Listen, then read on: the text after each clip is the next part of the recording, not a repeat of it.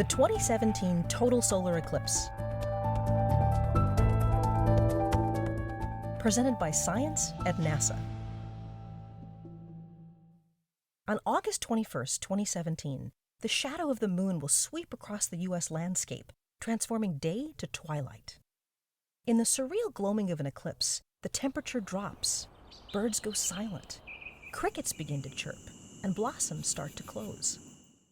As this scene plays out across a 70-mile wide path of totality from coast to coast, a continent-spanning wave of instruments, ranging from homemade pinhole cameras and certified eclipse safety glasses to the most sophisticated telescopes in operation today, will be trained on the eclipse across America.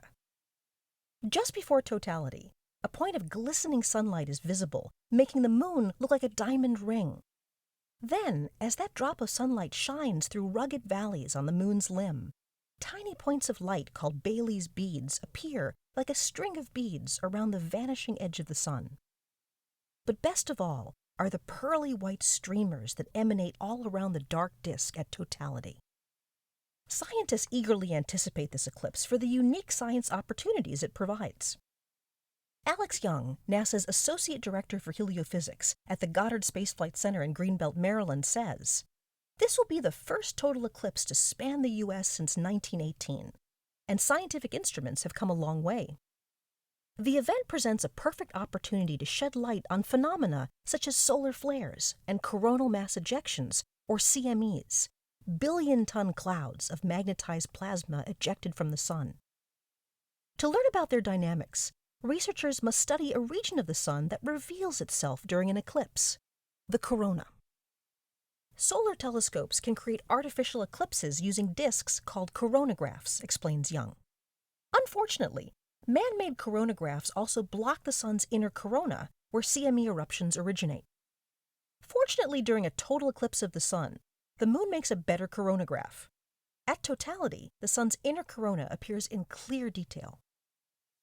Totality lasts mere minutes at any one location, but the Citizen Kate experiment will be positioning 68 identical telescopes across the country in the path of totality. The combined network will capture 93 minutes of images and will show changes in the solar atmosphere.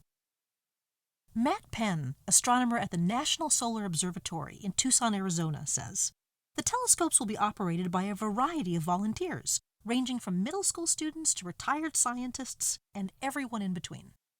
Meanwhile, NASA planes will photograph the sun, and a cadre of balloons will be floating near the edge of space to observe the eclipse.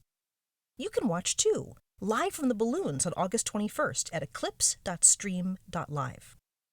The terrain and weather are quite varied across the U.S., and the moon shadow will briefly change the climate in each locale, sometimes with drastic drops in temperature within seconds to minutes.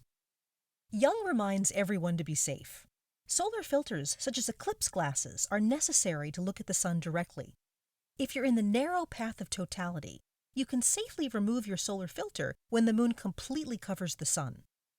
However, when the moon moves off the center of the solar disk, even a little, the sun's blinding surface reappears, and you should once again use your solar filter.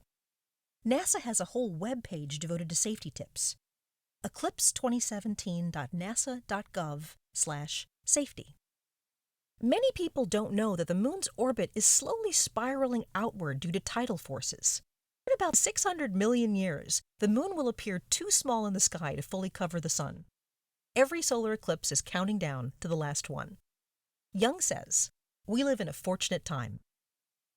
For NASA's live coverage of the eclipse, go to www.nasa.gov/eclipse-live.